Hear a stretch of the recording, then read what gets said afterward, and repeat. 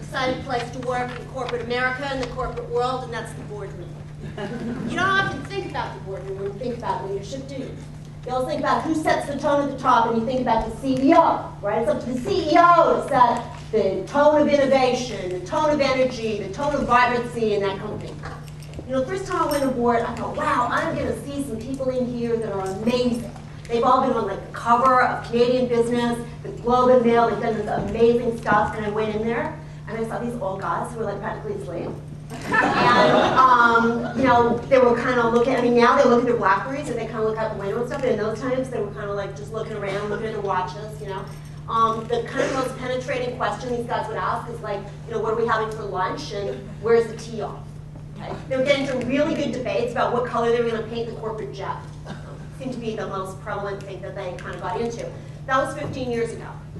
I used to see this in boardroom after boardroom where I worked as a young attorney when I was impressionable enough to think that the board actually stopped, and the buck actually stopped in the boardroom. That these guys actually really cared about these companies. And you know, people talked earlier, the last two speakers talked about, gee, I want to make myself redundant, right? I want somebody else to be CEO. Guess who gets to pick the next CEO? Not you.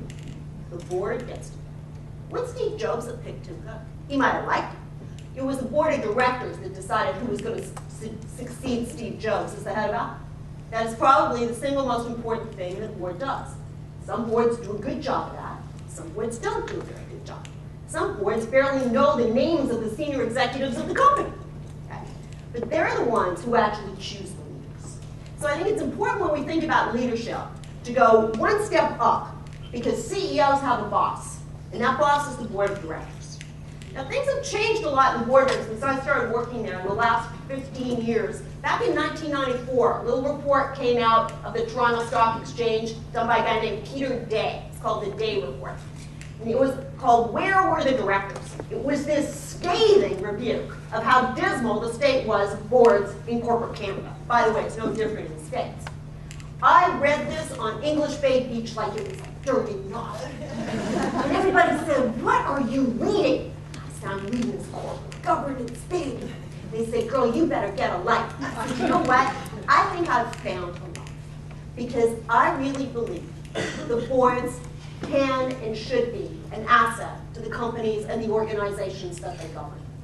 And I believe that from 1994, and I believe that today. So I basically went from that beach back to my law firm, and I said, you know, I am not interested in compliance. I'm not interested in putting lipstick on a board and making it comply with the rules of the Ontario Securities Commission or whatever else regulations are the regulation du jour. I am interested, no kidding, in how do you take a board and make it be a true asset to a company so that they make the right decisions as to who leads that company. And they make the right decisions as to whether that company makes certain acquisitions or invests in certain products or invests in certain geographies. Because that is some of the most important decisions that are made in any organization or any company.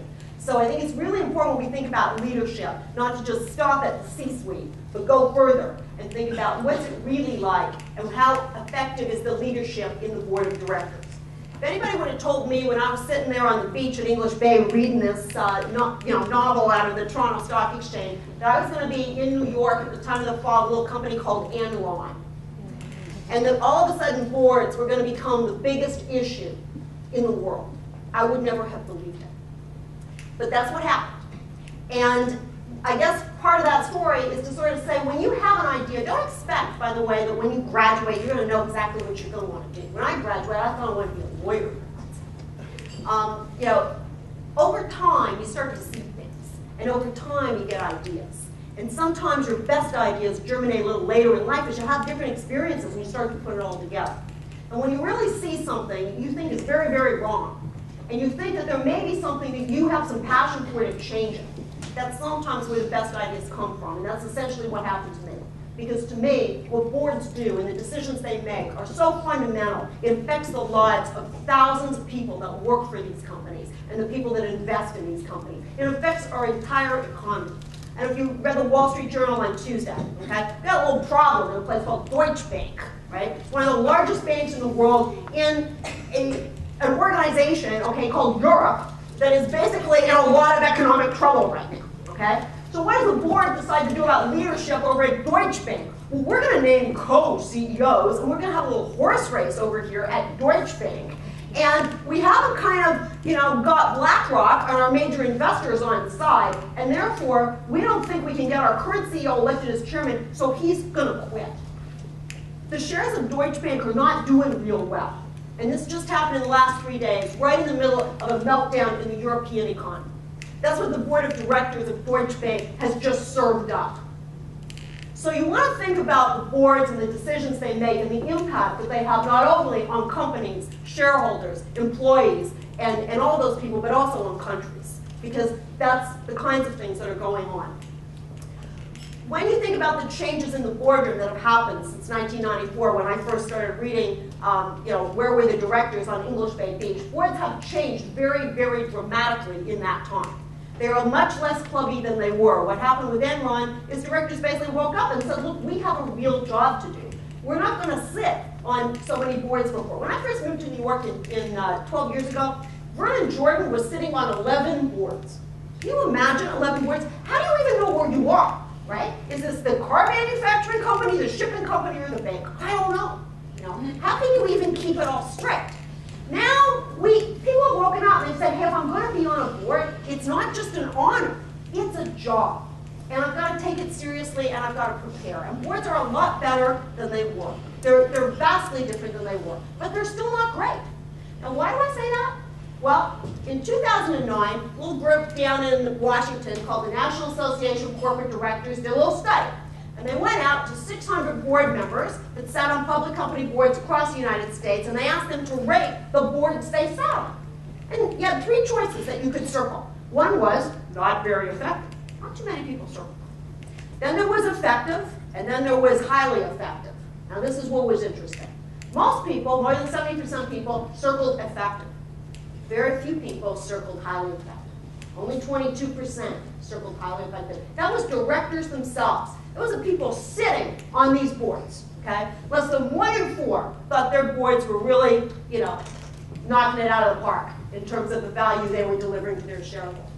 Let's talk about what CEOs actually have to say about boards. Back in 2008, a couple of executive search consultants from a firm called Heidrick & Struggles went and talked to 24 CEOs, and they asked them, how effective are the people that sit in your boards? And here's basically what they all said to them. They said, 1 or 2 of them are pretty good, and the rest of them are relatively ineffective. Okay? That's not such high praise. Okay? So my point is, there's a lot of still good work to be done and a lot of opportunity space. And these are people making very important decisions about leadership, about corporate strategy, and about major decisions like investments in products and if you're going to do a merger, if you're even going to sell the company. Okay? And yet, only 1 in 4 of them are really excellent. I believe that great companies deserve great boards. I think that great organizations deserve great boards. And I would encourage all of you, when you think about leadership and you think about the companies that you're working for and investing in, go 1 higher than the C-suite and think about the board of directors. Hold the board of directors accountable if you're on a board. If the board is really not living up and adding value for the organization, then that should be something particular. If you're going to be a leader of that board, if you're going to be the chairman, or you're going to be the lead director, or you're going to play a key role chairing a board committee. That's so fundamental for you to take on in terms of the leadership of the organization. People always ask me, what do I think goes into a really high-performing board? I think there's really 5 things. None of this is scientific. Okay? Number 1, if I ask the CEO, does this board actually add value for you? Okay? How does this board contribute to this organization? The CEO not only responds really positively, but he or she can give me 2 really solid things that the board has done that's really made a difference for the organization. If I ask board members that same question, I get the same kind of response. They can give me 2 or 3 really important things the board has said or done. Okay? It could be that they want to make an investment in a particular product and the board said, we've got some real concerns about this. We don't actually think you have the people that know much about this line of business. Or they might have said, we really need to talk about CEO succession planning. We've never talked about it before. We need to get this on the agenda. But these are important things that the board does. The third thing is, if you say to a board member, can your board be better than it is now? Do you have any ideas to improve the board? You want them to give you 2 or 3 good ideas. Okay? If anybody says, no, there's nothing we can do, our board is just fantastic the way it is right now, that is a big red flag. The way that any organization, a board is no different, becomes and stays highly effective is because they're committed to continuous improvement. So they're always coming up with good ideas. And the people that sit on boards are smart, accomplished people. These are people who got to where they are by coming up with smart, creative, continuous improvement ideas. So you want a lot of good ideas. The best boards that I work with are constantly coming up with ways to make the board even better and add more value for the companies that they govern. The fourth thing is, what does it feel like when you walk into the boardroom? It's amazing to me. I've had CEOs say to me, how can I go to my people and say, you know, we are a global company committed to excellence. We are world class. And they come in my boardroom and they see people that are asking questions that suggest they don't even understand our business, or they're playing on their Blackberries, or they're looking out the window. I was working with a board earlier this year. There's a guy doing crossword puzzles in the boardroom. Okay? Well, what kind of image does that give off to the executives who come in to present with that board? They take it seriously. The board needs to take it seriously too. But what you want in there is a feeling of vibrance. You want energy. You want people really contributing, raising good ideas. Different perspectives coming in. It should be fun, energizing, even exhilarating. I'll read you some actual quotes from executives that work with boards that I think they're doing something right. Okay? It's from one executive. He says, this board is night and day from the way it was 2 years ago. People go in there, they really work hard in there, we have great exchanges, and they make a huge difference for this company.